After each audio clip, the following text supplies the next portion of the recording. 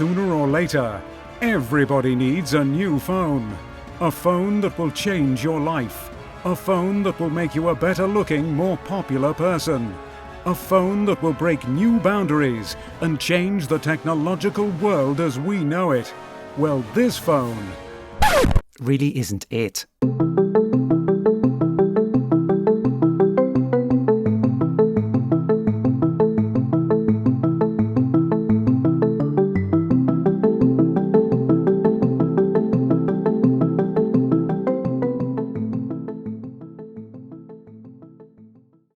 For the last 5 years, I've been getting along absolutely fine with my iPhone 6s.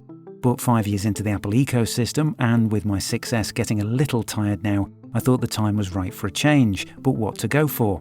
Well, the iPhone SE really caught my attention with its similar form factor and, for Apple, knockdown pricing. I decided to go for the basic 64GB model in product red. Not only does it look so darn good on film, but as a Marvel fan, it also reminds me a bit of Iron Man's costume. Placed next to my 6S, you'd be forgiven for thinking you were looking at the same old phone. The same 4.7-inch screen, the same old comforting home button. But turning to the back, we start to see the differences. The Apple logo in shiny metallic silver has been moved to the centre of the body.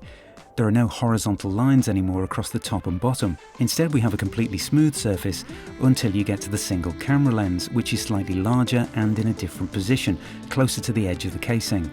At the bottom of the device, we wave goodbye to the headphone jack in favour of a second stereo speaker. The headphones provided do come with a lightning connection, but I suppose Apple would be more happy if you splashed out some more cash on a pair of AirPods. So if you are upgrading from the 6S, you will need to buy a new case, but there are lots of cheap and durable ones available. Of course, one major price point concession is the smaller, older screen. But if, like me, you're not a gamer or someone who consumes most of their content on the go, it won't bother you that much. And the convenience and pocketability of a smaller phone matter more than screen size. Another big reason for going with the SE was the retention of the physical home button. Now there's no Face ID, but for the first time I am using Touch ID on a phone, and I'm really enjoying the upgrade. As for durability, it's early days, but I can't count the number of times I've dropped my 6S with no ill effects, and I'm sure the same will be true of the SE, with its combination of Gorilla Glass and aluminium body. On the inside, the iPhone SE is rocking the latest and fastest chip on any smartphone, the A13 Bionic. That's right, the same chip as on the flagship and far more expensive iPhone 11. It makes for a smooth and seamless experience, with apps opening at lightning speed. The most intensive app I use on the go is Darkroom, and on the SE there's absolutely no lag between photo edits, and exports to other apps like Instagram are hassle-free. As for the rear camera, I prefer the simple look of a single lens. I'm just not really into the aesthetic of multiple lenses on Apple devices. For me, it seems to go against the whole less is more ethos that originally drew me to Apple. Essentially, this is the same main lens as on more expensive iPhones, with one big software exception: night mode for low light situations. On the upside, we do have intelligent HDR, making blacks blacker and highlights a lot less blown out, a major improvement on my 6S. There's also portrait mode now on the front and rear camera, with 6 lighting modes to choose from, and the ability to choose how much you want to blur the background before and after taking the shot. We have improved image stabilization in video mode and up to 240 frames a second in HD slow motion, although image quality does tend to suffer a lot at the top end.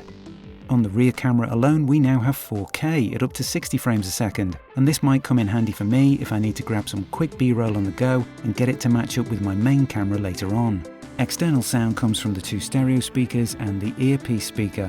It's hard on such a small device to spot any noticeable difference between the sound quality of this and the 6S, but it does seem to be a bit louder overall. As for the battery, Apple are claiming 13 hours of video watching from a single charge. I found it just fine for an 8-hour working day, but come the evening I do have to plug it in again. The 5-watt charger supplied with the unit is slow for this day and age, but you can pick up bargain 18-watt fast chargers that will get you from 0 to 50% in 30 minutes. And don't forget the SE also supports wireless charging. The SE comes with Wi-Fi 6 capability. Now all kinds of amazing things are being promised by Wi-Fi 6, such as increasing the number of devices you have connected in your house and big improvements in browser speed. But just remember that networks and hardware, like routers, will have to catch up with this. But it's great to have this piece of future-proofing built in. So after a month with the iPhone SE, who do I think it's actually for? Well, if you're looking for a groundbreaking, cutting-edge phone, this really isn't the one for you. You might as well just remortgage your house and buy an iPhone 12. I think the SE is aimed very precisely at two groups of consumers. Firstly, people like me, who hang on to their phones for years. People who love the compact form factor, the home button, and the lightning connection. We're not gamers or into augmented reality, so we don't care about a bigger screen. We just want a tough, reliable little phone with software updates guaranteed for the next 5 years, and a few added extras, like a better camera, a bit more storage, and a faster chip. But the people Apple are really keen on are the people who decide to migrate from Android. They've been thinking of jumping ship for a while now, but they've always found Apple a bit overpriced for what they really need from a phone. And in uncertain times, we're all thinking a lot harder about what we spend our money on, or whether we need to spend it in the first place. So the iPhone SE could make a big impact.